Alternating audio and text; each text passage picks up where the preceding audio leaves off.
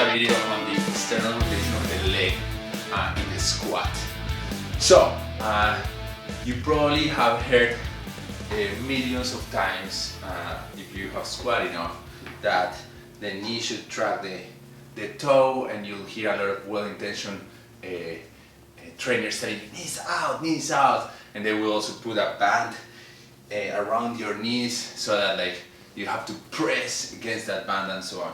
This is all well intentioned, but it misses the point most of the time. So one of the things that we want in the squat when I'm squatting is that my ankle is not collapsing as it is here, but it's straight, right? Just think about the structure of the articulation there. This is a safer position, and sorry, did you see me there? Yeah. And I want to make sure that the same happens with the knee. So if I'm here, you'll see that the bones are like in this angle, and if I'm here, you'll see that the bones are in a better angle. That is all. So usually the safety of these two articulations is seen by the knee tracking the toe. That is it. That is the principle why everybody is telling you that. What happens when most people does the knee out thing? If you think about knee out, what you'll see is that my foot comes up, and I'm not really thinking about the health of the articulation. I'm just thinking about how it looks from the outside. So it's the difference between responding and reacting. So when the knee comes in, that sometimes it's just the valgus reflex. It just happens. It's just different muscles activating and like changing the angles of the muscles with respect to the bone. But sometimes it's just that my position is bad, and so most people will tell you knees out, and you react by doing that. That knees out movement uses all these muscles here, and it does create the knees out. But if you do it right now on your own, you'll see that it feels loose, and I can go all the way out, and it feels really loose, especially on the inside, right? So I'm not creating a lot of tension.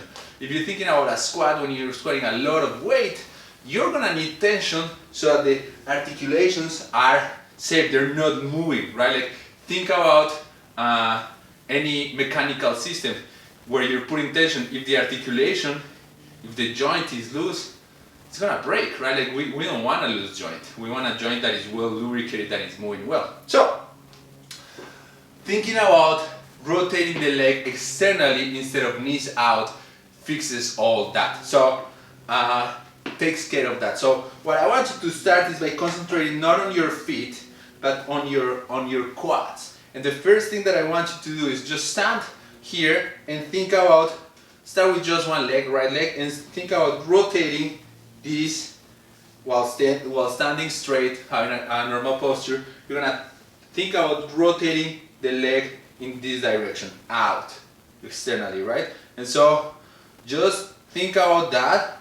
And what you feel is the quad engaging, and if you look at my knee is engaging. Now think about rotating both out, right? So I'm rotating the quads out. And now what I want you to think is keep the feet flat on the ground, and imagine you're like creating this tension here on your leg, and these two extremes, the two parts, the foot and this, are still. So we're gonna create a lot of tension on the whole leg, right? And so just think about that, rotate out. If you want, now start thinking about rotating the knees so that they point out.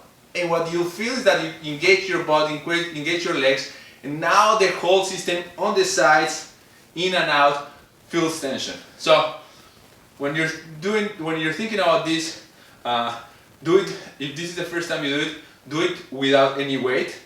Do it without any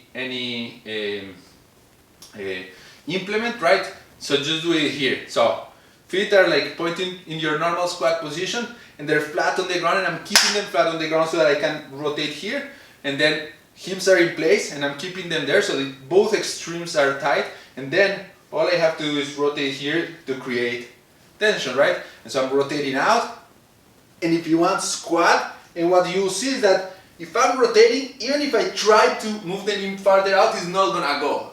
So it's a very stable system, it's locked. And that is what we want, right? And so if I'm doing that, you'll see that the knee is gonna come out to the natural place. My ankles are not collapsing, and I'm just right there, and I just can't come up, and everything from here to here is gonna feel very stable, which is fundamental in the squat, right? So, the important thing is when you're practicing this, practice it in your warm-up sets, and especially as you're coming down, so that when you're at the bottom of the squat, it's there for you. Don't wait for the knee to come into it like, oh yeah, now I have to rotate. It's too late there, right? So I have to come down here and up. If you do it like that, you're gonna feel it way more on the way up, and it's gonna feel a lot more stable, right? So external rotation of the knee in the squat. Actually, you can apply this to a deadlift too, this explains why people tell you to screw your feet on the ground. It's just that when you stick out just one end of the system, you're not thinking about the leg as a whole, right? And so you want hips and feet, right? Like you want both both ends, and then you want to think about the rotation of the whole leg, right? Like there, and you'll feel butt, quad, calves engaging, which is what we want. That is it.